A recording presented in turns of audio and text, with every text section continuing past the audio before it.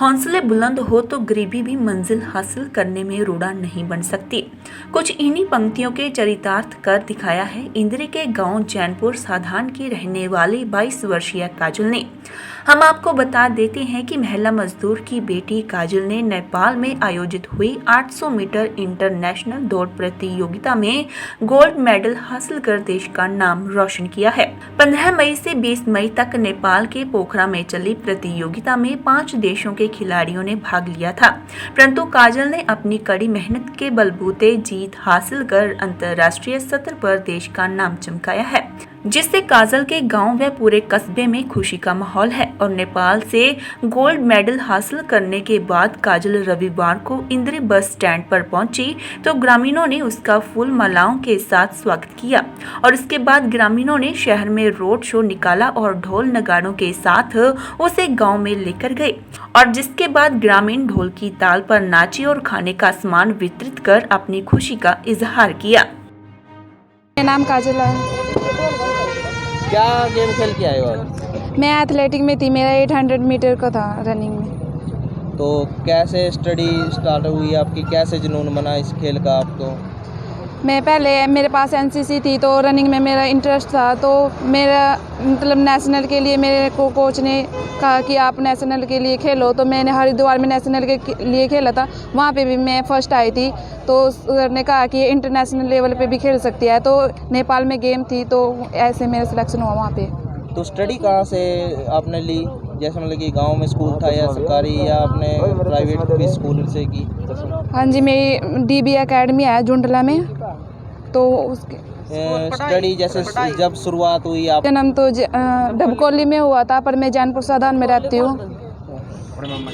तो जन्म डबकोली खुर्द में हुआ? हाँ जी, और मैं जैनपुर साधान में रहती हूँ। अच्छा, तो वहाँ पर जैनपुर साधान में क्या आपका रिलेशन में नाना नानी में ही की है। अच्छा, नाना नानी है। हाँ जी। तो वहाँ पर स्कूल में सरकारी में जाते थे या प्राइवेट में? पहले मैंने 8 तक तो मैंने गवर्नमेंट किया, उसके बाद मेरी मम्मी ने प्राइवेट में कराया किया, अच्छे से मेरी स्टडी हो जी। तो फिर कौन स्कूल से पढ़े हो? चौधरी संतराम। तो कैसे फिर आपका जुनून बना इस साइड तो खेलने का? जैसे खेलना तो मैं कॉलेज से किया, मैंने स्टार्ट खेलने तो में। एनसीसी आपने कॉलेज से हाँ स्टार्ट? जी, कॉलेज में थी मेरे पास। तो उसके बाद आपने खेलना शुरुआत की? हाँ जी, तो फर्स्ट पहली बार जब खेलने गए तो कहाँ पर गेम हुई? मेरा हरिद्वार में हुआ था। तो कौन सी तारीख थी, क्या था वो, क्या 4 से 6 के बीच में, अच्छा अप्रैल में। अच्छा, तो वहाँ पर क्या था अपना पद? वहाँ पे भी मैं फर्स्ट आई थी, गोल्ड मेडल मिला था मेरे को। अच्छा, तो अब कब से ये गेम चली या वहाँ पर नेपाल में, तो कब तक आप खेले वहाँ पर? ये नेपाल में 1 हफ्ते से चल रही है।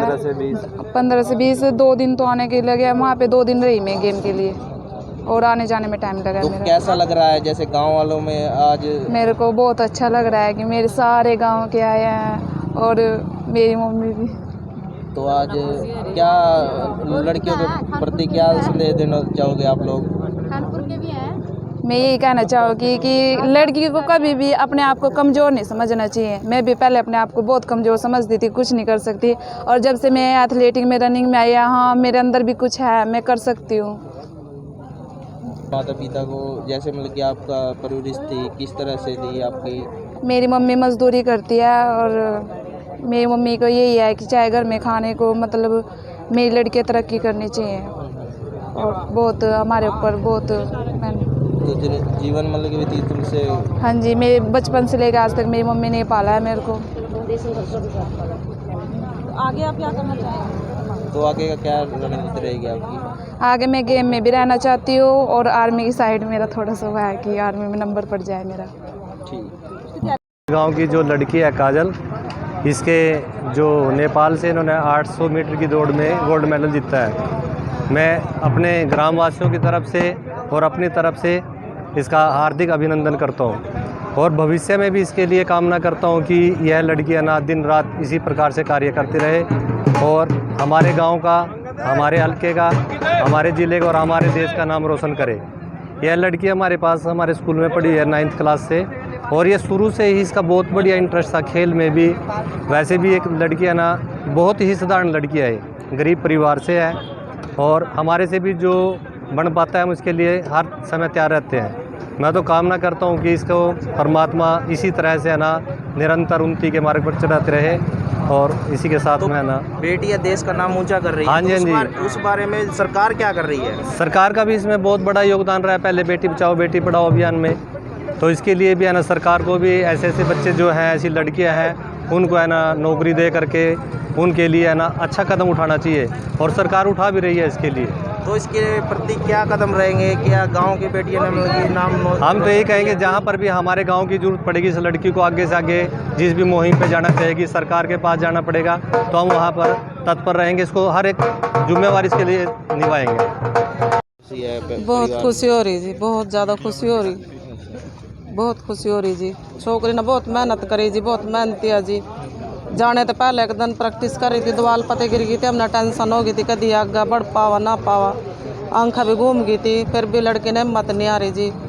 फिर भी तो आपने कैसे पढ़ाया, कैसे आपने? बस मेहनत मजदूरी करके पढ़ाया जी, मेहनत करती हूँ जी, जो भी कमाती हूँ बच्चों के ऊपर लाती हूँ। कुछ ब्याज पे पैसे उठा के अभी 50,000 मैंने जब भेजी थी जी हमारे नेपाल, कुछ अपने पास पैसा था, कुछ ब्याज पठाया पैसा जी जाकर भेजी। मैं देखी जाएगी भगवान जो करेगा। तो और लड़कियों को क्या कहना चाहोगे? मैं तो सबको ये कहना चाहूँगी, लड़कियों को बहुत अपने हौसला बढ़ाए और तरक्की करे। अपने भारत की बेटियाँ, सभी भारत की बेटियाँ बहुत तरक्की करे, जैसे कि मेरी बेटी आज तरक्की कर रही है कि आंसू नहीं मेरे खुशी के आंसू आए। तो सबकी बेटियों को मैं यही कहना चाहती हूँ कि सभी तरक्की करे, पढ़े लिखे आगे बढ़े। अच्छा, क्या कहना चाहोगे? आज ये लड़की आई है, ये लड़की बहुत अच्छा करके आई है, वहाँ पे फर्स्ट पोजीशन लाई है 800 मीटर एथलेटिक्स में। हम पहले मैं थोड़ा आर्मी में मेरी एकेडमी है, दिल्ली में भी है, इसकी ब्रांच जुंडला में भी है, तो मैं अपनी फेसबुक वगैरह पे पोस्ट डालता रहता था। तो गुड़िया ने लगा कि सर को मैसेज भी है, स्क्रीन का मेरे पास मैसेज आया कि सर मैं भी कुछ करना चाहती हूँ। तो मैंने बोला ठीक है बेटा आप करना चाहो, पहले हमसे मीट करो। फिर मम्मा से इसकी बात हुई मेरी, इसके भैया से बात हुई, इससे बात हुई, इसकी सिस्टर सबसे बात हुई मेरी। ये बोली कि सर मैं भी कुछ कर सकती हूँ। तो मैं एक्चुअली क्या है कि मेरा गांव जुंडला है, तो मैं डेली तो यहाँ पे आ नहीं सकता, तो मैं इसको फ़ोन पे ट्रीट करता रहा, बेटा ऐसा करो ऐसा करो, तो ये करती रही। फिर गेम्स आए हरिद्वार में, मैं इसको हरिद्वार में लेके गया, और भी लड़की थी, तो इसने बहुत मेहनत करी। मतलब कि आजकल की लड़कियाँ ये है कि मेहनत करती नहीं है इतनी, और फ़ोन पे तो बिल्कुल भी नहीं। कि जैसे मैं फ़ोन पे इसको ट्रीट करता रहा, मैंने देखा कि हाँ भाई लड़की कर रही है कुछ, तो मैंने इसको डाइट वगैरह की भी पूरा मतलब कि पीछे नहीं हटा, मैं पूरा सपोर्ट रखा। तो ये गेम कहाँ पर हुई? अब ये नेपाल में हुई थी ये गेम, पोखरा में। वहीं पे इंटरनेशनल स्टेडियम था, पोखरा इंटरनेशनल स्टेडियम से नाम था वहाँ पे। कितने दिन के? वहीं पे 15 से लेकर 20 तारीख तक थी। हम 15 को निकले थे, 16 को पहुँच गए थे, 17, 18, 19 को गेम थी हमारी, फिर 20 को निकल के वापस 21 तक हम आ गए थे, कल आ गए थे हम। तो आगे के लिए क्या? आगे के लिए अभी है इसका सिलेक्शन शायद कनाडा में हो रही है चर्चा हमारे बीच में, कोच वगैरह के सामने। कनाडा में इसका सिलेक्शन हो सकता है, वैसे पूरी इच्छा है 99%, और जब तक मतलब कोच वगैरह है तो मैं करवा के ही छोड़ दूँगा। तेज चैनल के लिए इंद्री से अमित सरोहा की रिपोर्ट।